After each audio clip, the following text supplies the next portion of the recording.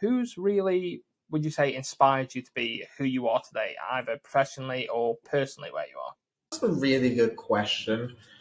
I guess that would have changed at different points in my career, but you asking me that now, Jordan, I think a lot of, the way I approach my job, the way I approach research, and the way I approach interacting with students and supervising students and so on has actually been shaped by my mentor and master's studies supervisor. So that would be Dr. Julie St. Pierre. I was her first graduate student when she moved to McGill. And I think I really learned a lot about scientific process, how to approach a question, how to really do deep scientific work and research from her.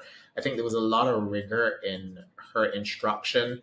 Perhaps maybe not all of it was valuable at that point in time. And I think, or what I want to say is not that it wasn't all valuable. I think I didn't get the value of it, is what I want to say, of what I was learning from her necessarily, all of it at the same time. But I think now, looking at myself in an academic role, I definitely see a lot of the things that, she would have instructed and mentored me through are really helpful and unbelievably helpful. And a number of times I just refer to her, usually in a week, is uncanny. So I think I did get a lot out of that experience. And I think Julie's mentorship and supervision really did help shape who I am as a scientist today, how I approach questions, how I approach student supervision, how I approach teaching. I think a lot of it really comes from interactions that I would have had with Julie. And as I said, I don't think I necessarily recognized it all until I was in this role that I am in today.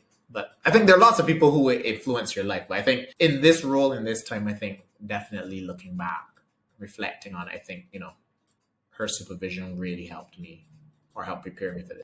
It's really interesting, and this is normally a question I ask my guests a bit later on in the segment, but it's something that I want to really bring forward, and it's normally how you're shaped by your heritage, both academic and your personal heritage.